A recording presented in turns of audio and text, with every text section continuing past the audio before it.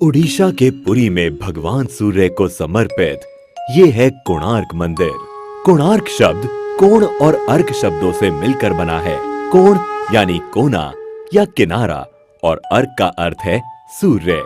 इसका मतलब हुआ सूर्य का किनारा। उड़ीसा राज्य में ये इकलौता ऐसा ऐतिहासिक स्मारक है जिसे 1984 में यूनेस्को वर्ल्ड हेरिटेज साइट में शामिल किया गया। मंदिर के गहरे रंग के लिए इसे काला पगोडा भी कहा जाता है।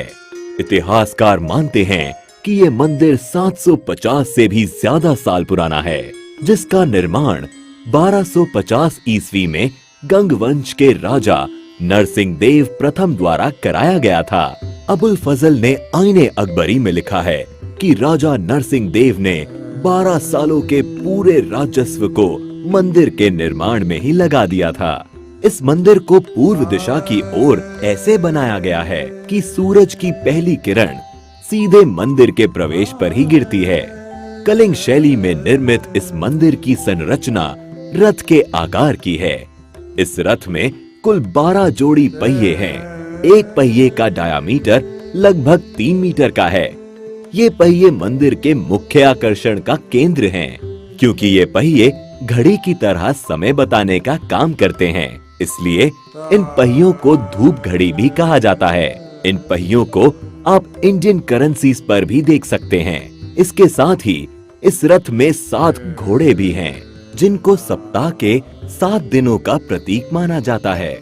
प्रवेश द्वार पर एक और चीज है जो सबका ध्यान आकर्षित करती है, और वो है द्वार के दोनों तरफ बनी ये मूर्तियां।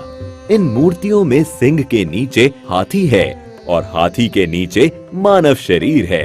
इन मूर्तियों के जरिए मानव जीवन की समस्याओं को अनोखे तरीके से पेश किया गया है। यहाँ सिंह गर्व का प्रतीक है, जबकि हाथी संपत्ति का। यहाँ ये बताने की कोशिश की गई है कि गर्व और संपत्ति मानव का विनाश कर देते हैं। माना जाता है कि मंदिर का निर्माण समुद्र के किनारे किया गया था, लेकिन पिछली 8 शताब्दियों में समुद्र से इसकी दूरी बढ़ती चली गई। कहा जाता है इसके लगभग 2 किलोमीटर उत्तर में चंद्रभागा नाम की नदी भी बहा करती थी, जो अब विलुप्त हो गई है।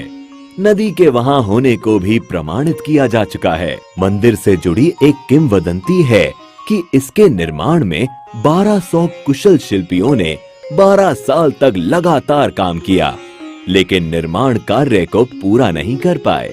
मुख्य आर्किटेक्ट बिसु मोहराना के बेटे धर्मपदा ने मंदिर के निर्माण को पूरा किया, लेकिन मंदिर के पूरा होने पर उसने चंद्रभागा नदी में कूदकर जान दे दी।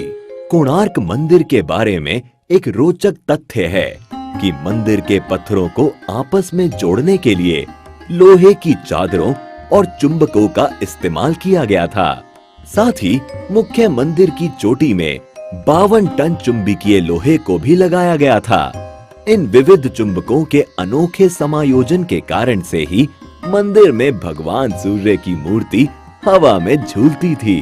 बताया जाता है कि पुर्तगाली नाविकों ने इस चुंबक को मंदिर से निकाल लिया, क्योंकि इस चुंबक के कारण नौका चालन में कठिनाई होती थी।